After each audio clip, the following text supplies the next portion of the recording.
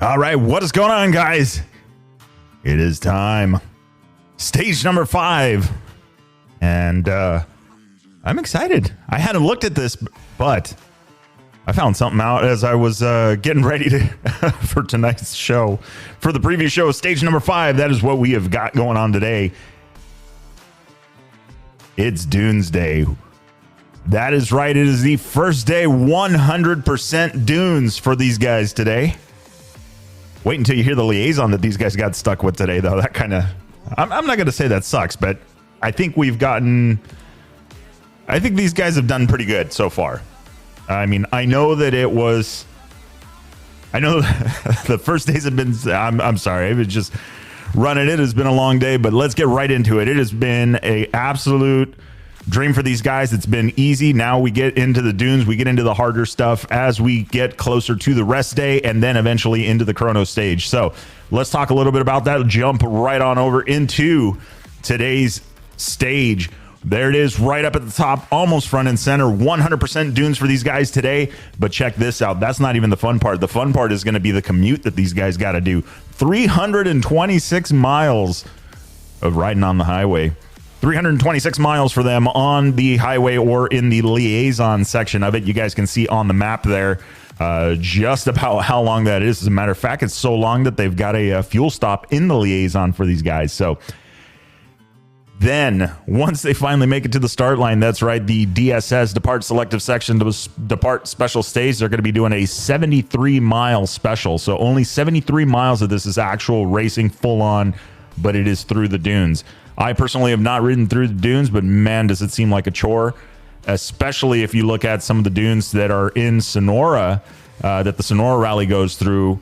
Some of the largest dunes, I believe, in the world, even larger than that of Glamis. So that's where a lot of guys like to go and train. You do see a lot of the pro guys that come across, like this last year for the W2RC. The hopes were to go into the dunes in Sonora. Some environmental stuff, and didn't happen. But you know what? They get to do about 73 miles of it. I just did the 0.62 times the kilometers that it is. But anyway, that is today's stage. 100% dunes for these guys. Gonna be starting off with a 251 kilometer stint to the first gas. Then they're going to be doing 133 kilometers. That's going to get them around through the stage. They are going to have one transfer section in there, and then they're going to commute back to the bivouac through that stage. So actually it looks like they got two fuel stops along the liaison. It's so long. Second fuel stop, they will be able to do the full stage, and then, or the what should we say, the selective stage, and then come back around and get fuel one more time as they head back into the bivouac. So it's only about 19 kilometers back to the bivouac once they finish the stage. So it's not too long there. But man, that is definitely a long ride. So Mason Klein, just some of the highlights. Mason Klein still is in it, making it happen on the Covey. We did get word, or we did see a post earlier on the drive home of Jacob Argybright. Jacob sat out yesterday's stage, but we'll be back today with the Dakar experience, and he is starting absolutely dead last in this one. So we're going to talk a little bit about the starting order right now. Your top 10 starting order right now. It is, let's go over the timing really quick. So at 5:45 p.m., so 3 hours ago, a little under 3 hours ago, was the first bike out of the bivouac. They are expected to arrive at the time, or at the road book control, right at 5. If they left at 5:45 p.m. here, they're expected to arrive at the road book control at 11:30 tonight. So we still got a ways to go before these guys hit the stage. So 11:30 tonight, they will have, of course, their 15 minutes with the road book. Into the control section they go. Then they've got 5 minutes to make sure they got everything else ready, including, helmet strap, the lights, all of that stuff. And then from there, it is go time at 10:50, and it is going to be go time for none other than your stage winner from yesterday, Nacho Cornejo. Then we were going to have Ricky Brabeck in there. Let's see, we've got Nacho. This is interesting. Yeah, so we got Nacho, Ricky Brabeck in the number 2 spot, Kevin Benavides third off the line, Ross Branch fourth, Adrian Van Beveren fifth, Luciano Benavides sixth, Joan Beretta Bort in the number 7 spot, and Rian Gonzalez in the number 8 spot, Skylar Howes in the number 9, and then Romain Romain Dumontier in the number 10 spot. Let's see, Matthew DeVasey in the 11th spot. Let's take a look at what is going on here. We'll just scan over this. Toby Price starting 15th today on the bikes. Then you've got Jean-Luc Lepin in the 18th spot, Quintanilla in the number 19 spot, followed by Daniel Sanders, El Chucky. Let's see, what are we? Let's keep going on down here. Taking a look. Jan Brayback, 34th. Niels Therick on the Cove in 35th. Let's see here. I want to find somebody. Somebody mentioned we've got a lady amongst these men. Jane Daniels from Great Britain, starting 54th on the stage today. How's this for expected to take the stage start at 1:05 p.m. or 1:05 a.m. here local time? How's that? That means a high noon showdown for them, but 1:05 a.m. for us here is when she'll be taking the stage there. The last bike will be leaving the start line. Keep on scrolling down to the very end. Last bike is off the line at 1:42 a.m. here Pacific Standard Time, and that is for the bikes. And let's take a look here. We should have, let's find out here. Just scrolling really quick through this list. Man, it is a long list. Right now, it is showing 131 bikes on this list here. Bike squads as well. So let's go back and take a look at what we've got here. That's the FIM, guys. We're going to have to go into a whole nother section. We're going to bring you guys some car updates as we get closer to the rest day. We've been talking about that in the comment section. It was brought up that, hey, maybe some car coverage. Hey, why not? We got a few Americans that are there in the vehicles. Sarah Price, Seth Quintero. Seth Quintero was kind of a one. I had a hunch something was going to go down. You see, Nasser Al-Attiyah, I'm sure, would not hand the keys to a T1 Plus Gazoo Racing truck to just anybody. And then all of a sudden, Seth Quintero got to take it for a little jaunt through the dunes, kind of drive it around a little bit. That was some foreshadowing. There is no way that happens if there's not something going on in the background there. So glad to see Seth Quintero is in the T1 Plus truck, teammate there on the Gazoo Racing program. So if you guys have been following him, started racing here in Southern California, doing the UTV series stuff, and then moving on up into the Red Bull feeder program up there. We're doing this SSV class, and now happens to be driving a $1 million truck through the sand dunes in Saudi Arabia today. So we'll follow with these guys along, follow a little bit more along. We've got also Sarah Price over there in the UTVs. That is also someone that she's been training with Ricky Braybeck alongside, and they've been doing their program as well. Have worked with them or worked on the crew and saw them out racing at Sonora Rally a couple times now. So always on it, doing a good job out there. And let's see how it shakes down. I believe she's got already a stage win under her belt, and we'll see how it shakes loose. We'll go over those results. We'll talk about them tomorrow. I'll start doing a little bit more research on it, and then we'll talk a little bit about that one. So what do you guys think? Is this going to be the stage in the dunes? Are we finally going to see an all Honda podium? I don't know. Could be. I don't know. Nacho, this is his stuff. That's what I'm hearing is that the dunes are his thing. So maybe we'll get to see him stay up on top. It may be a little bit difficult, though, because it is the dunes, but then it may be not.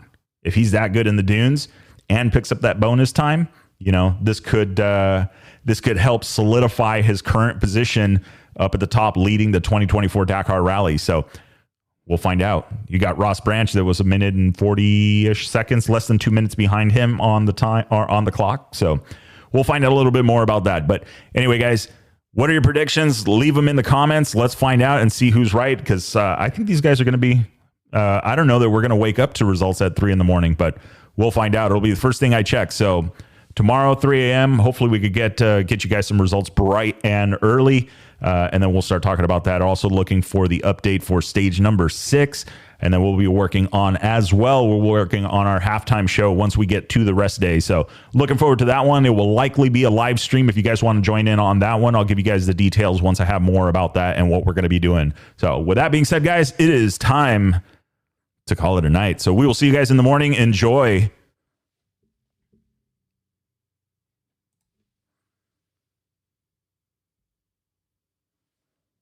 How about we do a bonus episode, huh? I mean, the YouTube video's done. Let's talk a little bit on the podcast side of things. Those guys can, they got to see the video. If you guys are watching both the videos and also following along on the podcast, that is absolutely awesome. I greatly appreciate you guys. Obviously, the Chasing Waypoints podcast started here, and that is no intention of really going anywhere else. We will be bringing some video stuff maybe in 2024, but what do you guys think? I mean, I think it has been it's been an interesting run. I mean, we've seen a lot of mechanicals, with Mason, but I think that if anything, this has proven the point that he's not there to, just go ride his bike and then give up at the first sign of trouble. He's definitely put things together. Him, Larry, Felipe, and Mike, all of those guys, working through it. Team No Sleep, making it happen. Jacob Argybright, same thing. He's had kind of a tough go at it, but still sticking with it. Couldn't physically be on the bike yesterday, but he is back on the line today and starting. So that'll be interesting to see there.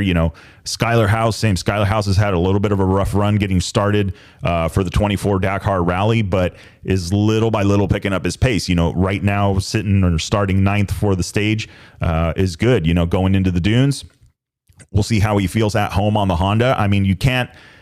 I feel like the Honda thing was, it was obviously, I think it was a long time coming. I know that he has ridden Honda, grew up on Honda. I met him, or when we started like working or at the same events, I could say he was attending the events that I was working.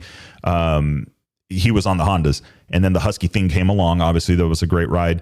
But I honestly feel like the Honda team feels a little bit more like home for him. So that is where I'm kind of leaning, but it is a different bike. The chassis are different. The whole configuration is different.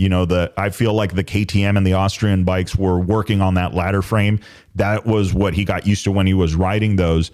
And then they switched to the MX frame. So then it turned into more product development, where Honda's kind of been on the same generation or the same type of chassis and setup for some time now. And now they're just refining that same platform. So they already have a couple years on KTM as far as that. And obviously KTM didn't like it. They didn't like getting their ass handed to them at the Dakar after, 58 years of winning, whatever. It was like 15 podiums straight, They didn't like that. So obviously they put, even more effort into it. So I think that was definitely a kick in the pants to KTM. But then at the same time, Honda knows better than to just rest on their laurels and say, well, we are Honda. That doesn't work that way. So I'm happy to see Skylar and Ricky both on that team, and both of those guys are doing. Ricky Brabeck, man, the third, making it happen.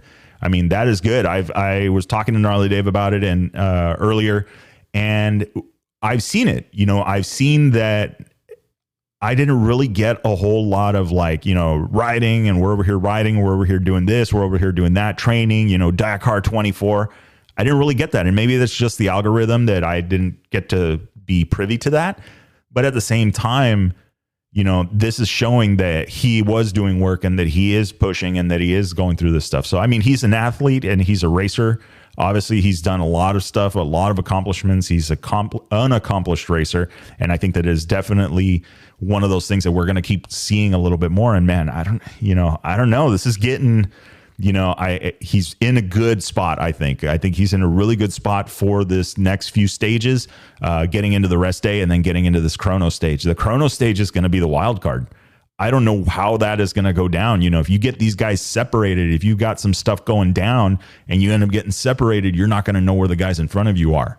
If they're sequestering people and they're not going to be able to communicate, and you're going to have that lapse in communication, it's going to turn into an interesting stage for sure. So I'm looking forward to seeing how that one shakes loose. You've got Nacho Cornejo up top. It's absolutely awesome to see him leading the Dakar Rally, getting that stage win under him. He's a dunes guy, so I'm hoping that today's stage in the dunes is going to be great for him, and he's going to have a chance to maybe stretch the legs a little bit, maybe put a little bit more of a buffer between him and Ross Branch up at the top on the Hero bike. So I think that this is definitely shaping up for him as well. And I don't know. I mean, maybe this is the stage. Maybe this is the stage that we get a Honda podium. You've got a few more Hondas with Adrian Van Beveren in the back, and then you've got also Quintanilla sitting back there as well. You got this sandwich effect going on, and these guys back there could easily in the dunes make up some time. Or I would assume they can make up some time and get up onto the top spots and then join, Nacho and Ricky and Skylar all up on that side. So that would be really awesome. Could you imagine top 5, all 5 Honda bikes? I don't know. Let's let that one sit for a minute. Okay, now that it's sit. Remember, guys, it'll make sense when you get there. Enjoy the ride. We'll see you in the morning.